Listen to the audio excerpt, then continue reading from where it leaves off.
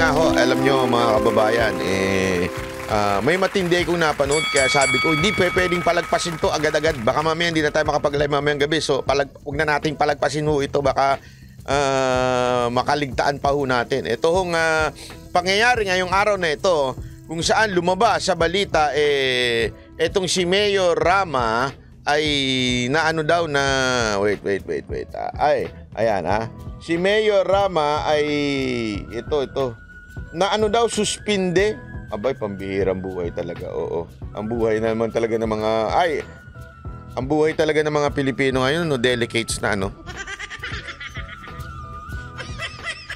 Ramdam nyo ba? Ramdam nyo po ba ang martial law? Kasi parang meron eh. Hindi ko alam kung bakit Hindi ko alam kung sino may pasimuno. Don't tell me si ano na naman ito, yung naku, ayoko na magsalita. Naalala nyo kung sino yung yung bumanat kay Hubahib nung siya po ay pumayag na magkaroon ng maisog sa kanyang lugar? Naku, hindi kaya ito rin uli yun? Anong pangalan nga naman nun? Yung asawa ng artista? Naku po, patay tayo dyan, Banat Bay.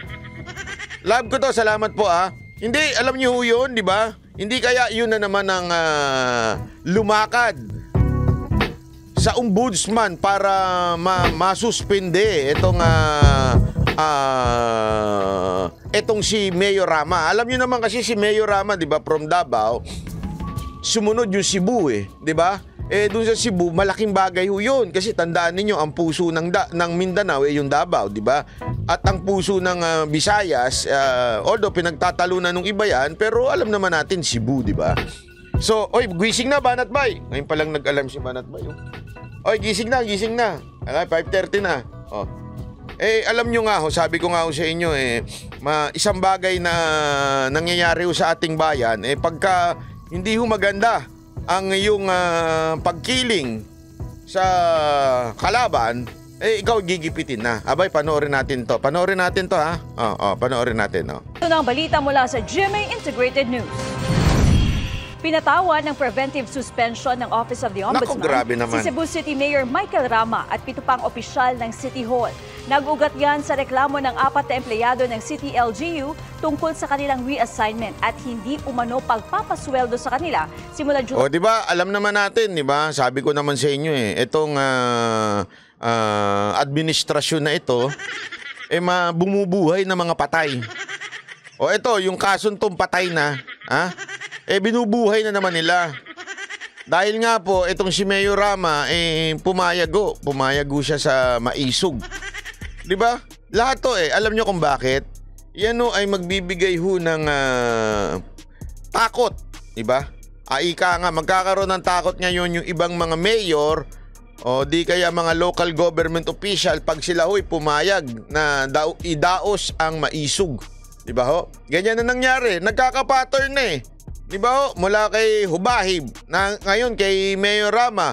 O ngayon iniimbestigahan din kahit si Alvarez ng Kamara. Alam nyo, kahit i-deny na walang kinalaman yan sa politika. Coincidence lang yan. 3 magkakasunod, coincidence. Napakawalang yan naman po niyan. Wag pong ganun, wag kong ganun. Di maganda yan, mga sir, mga ma'am. Sap. Hindi maganda yan, sir. Hindi, para lang sa kaalaman natin, wag mo ganun. Hindi kasi maganda yun. Kasi kawawa naman ng Alam nyo, etong si Mayor Rama, maganda naman po yung kanyang sinabi, di ba, sa katunayan, sinabi nga ni alam ko binanggit ito ni Pangulong Duterte, na kaya nga sa Cebu medyo malumanay lang si Pangulong Duterte kasi parang ang usapan doon, wag babanatan ng direkta ang presidente, which is may punto rin naman siya. Kaya lang, hindi maalis na banatan po etong Kamara. Kasi yun naman talaga ang punot dulo niyang maisog muna Tandaan natin, it's all about yung nagsimula yan because na-trigger yan dahil dun sa PI.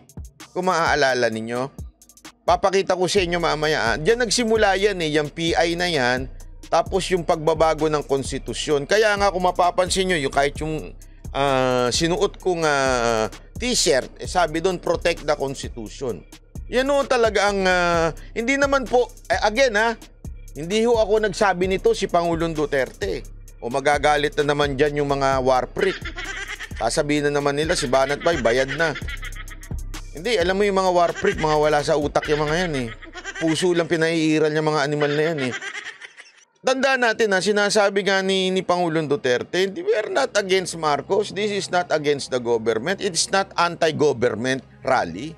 Diba ho? Ito ho'y sinasabi lang na we are against changing the constitution at yung clean governance ang kailangan natin dyan. Yan ho sinasabi niyan eh.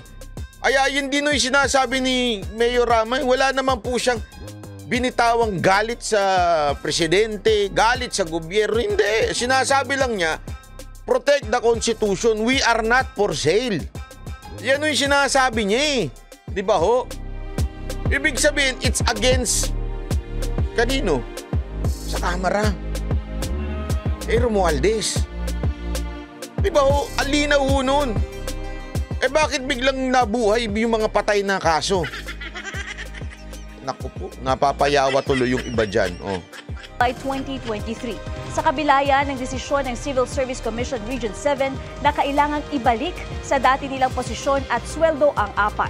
Tatagal ang suspensyon kinarama ng 6 na buwan.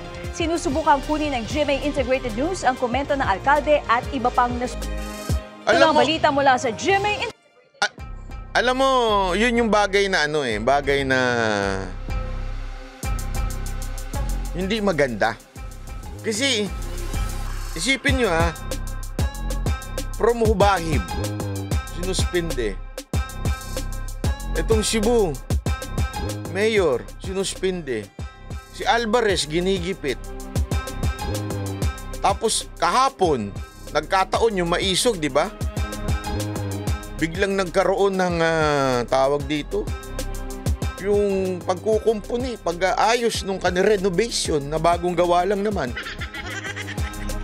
Renovation ng Freedom Park. Sabay-sabay eh. Talagang ang target yung maisog. Alam kasing malakas yung maisog. Di ba? Tapos sasabihin natin, walang kinalaman sa politika yan.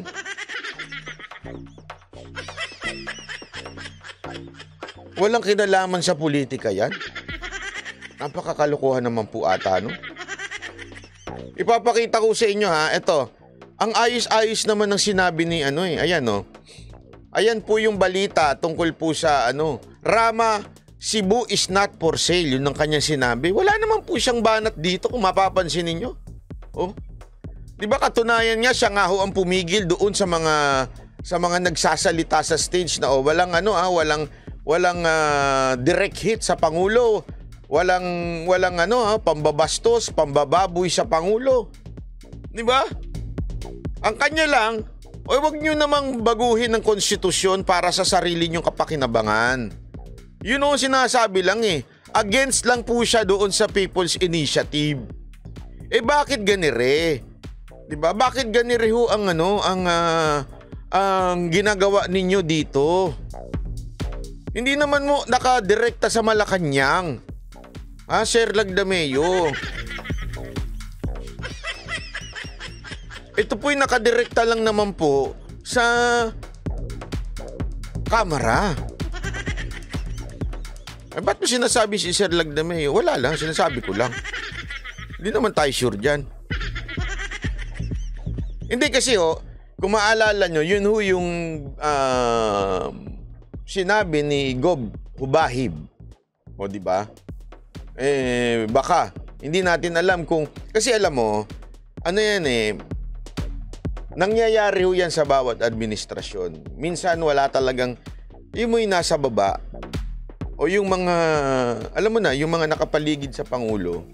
Minsan bida-bida yan yung wala naman sinasabi ang Pangulo na itigil yan, iganito yan, walang pakialam.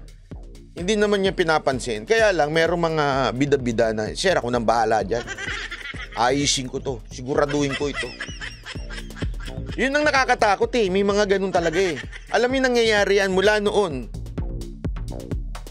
Nangyayari ho yan yung mga, sige, o ikaw na bahala.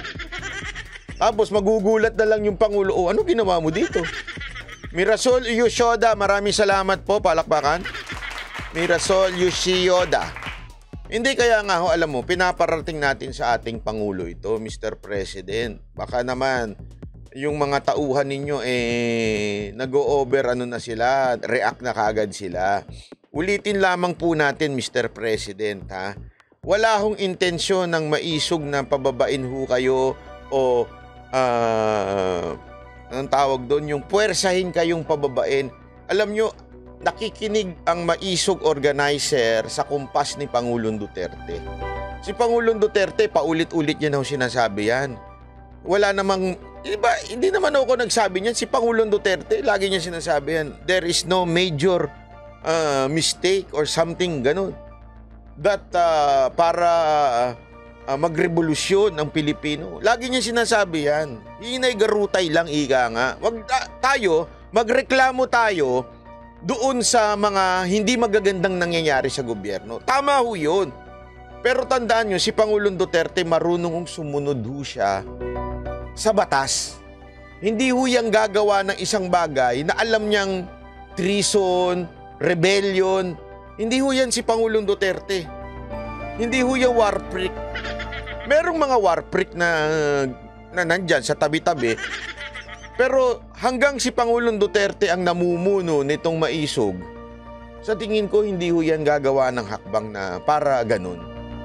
Kaya, Mr. President, medyo tingnan niyo yung mga tauhan ninyo. Medyo bakit ganito nangyayari? Hindi ho ito honest to this is a opinion na hindi ito attack, Mr. Marcos o the President. This is an opinion, Mr. President, to say to you, nakakasira yung mga ganyan diskarte sa inyong pamahalaan. Hindi maganda. Natatamaan ho kayo dahil sa dumidiskarte ng mga ganyan. Sana silipin ninyo. Kasi pattern hindi na natin ma-deny ito. I-deny nyo pa ho ng i-deny. Kalokohan na ho. Ayan na, kay Ubahib, kay Alvarez, pinapatanggal na. Eto naman, this time, pinasuspinde. Sir, pakisilip naman po yung pinsan ninyo.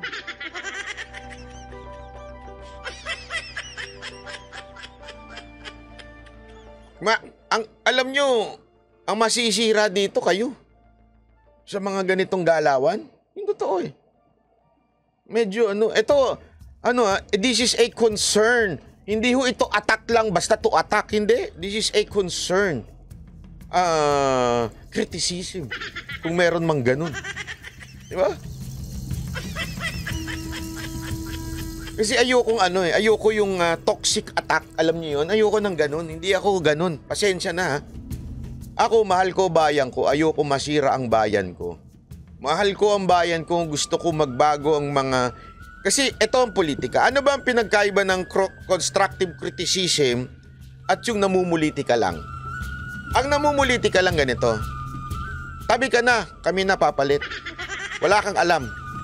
Kami na. Ang constructive criticism, ito, ganito yon. Pakiayos. Ayusin nyo. Walang problema kayo mamuno. Ayusin nyo lang. Doon tayo Positibo tayo Ayusin nyo lang, Mr. President. Kawawa naman yung mga ganitong bagay na nabubuhay, na patay na kaso. Di ba?